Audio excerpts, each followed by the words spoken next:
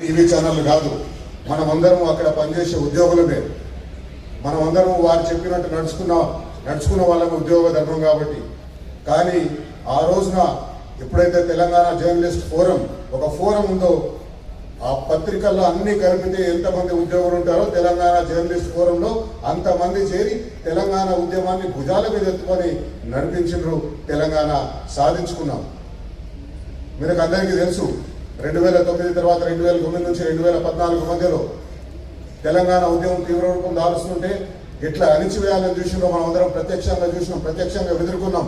చాలా మంది చిన్నపిల్లలు అయితే అప్రత్యక్షంగా వినుంటారు. అప్పుడు 2 రకాల అణచివేతలు జరిగినాయి. ఒకటి తెలంగాణ జర్నలిస్టుల అణచివేత, రెండోది తెలంగాణ జర్నలిజాన్ని అణచివేసే ప్రక్రియ. తెలంగాణ జర్నలిస్టుని ఎక్కడికక్కడ నిర్బంధాలు పెట్టి ఉస్మానియా యూనివర్సిటీలో జర్నలిస్టుల తలలు మొదలుకొట్టి జర్నలిస్టుల బండ్లు ముందల ప్రెస్ అని రాసినా కూడా ఆ బండిని ఐడెంటిఫై చేసి దాన్ని పెట్రోల్ పోసి కాల్చేయించింది ఆ రోజున రాష్ట్ర ప్రభుత్వం. తెలంగాణ ఉద్యోగులను ఇష్టం వచ్చినట్టు లాఠీ చార్జ్ చేసి, తెలంగాణ విద్యార్థులను ఇష్టం వచ్చినట్టు లాఠీ చార్జ్ చేసి విచక్షణ రహితంగా పడితే తలలో పగిలిన వీడియోలు ఆ రోజు మనం పత్రికల్లో మనం వేయలేకపోయినాం, టీవీ ఛానల్లో చూపించలేకపోయినాం. కానీ మనం సర్క్యులేట్ చేసుకున్నాం. 1-2 న్యూస్ ఛానల్ మినహా, 1-2 పత్రికలు మినహా వాటికి పెద్ద ప్రాధాన్యత ఇవ్వలేదు. తెలంగాణ జర్నలిస్టులను అణిచివేసిన ప్రక్రియను మనం చూసినాం.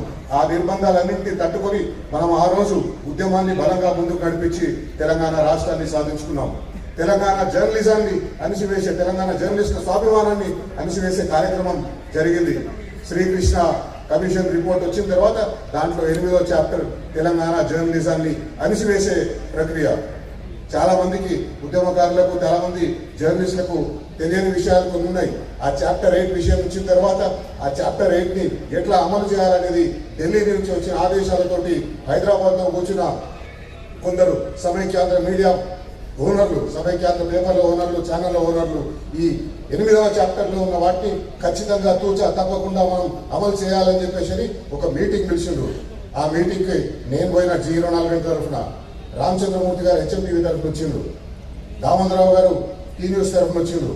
ఆ మీటింగ్ లో ఏం తీర్మానం చేస్తారంటే, మనము ఉద్యమానికి సంబంధించిన వార్తలు చూపెట్టొద్దు, ఉద్రిక్తతలు రెచ్చగొట్టిన నాయకులని చెప్పేసి 56 సంవత్సరాలుగా వాళ్ళు రెచ్చగొట్టిన ఉద్రిక్తతలు 5 సంవత్సరాలు మేము రెచ్చగొడితే వచ్చినాయా? ఆ ఉద్రిక్తతలు రెచ్చగొట్టే విధంగా ఉండే ప్రసారాన్ని మనం చేయొద్దు అని చెప్పేసి నేను ఆ మీటింగ్లోనే వాళ్ళందరి ముందు ఒక విషయం చెప్పిన. అంతకుముందే ఖమ్మంలో PDSU విద్యార్థులు, తెలంగాణ అనుకూల విద్యార్థులు ఆందోళన చేస్తుంటే పోలీసులు వారి మీద విచక్షణ రహితంగా లాఠీ చార్జ్ చేసి ఆడపిల్లలను చూడకుండా వాళ్ళని ఈడ్చుకొని పాడేస్తుంటే ఆ దృశ్యాలను చూపించొద్దు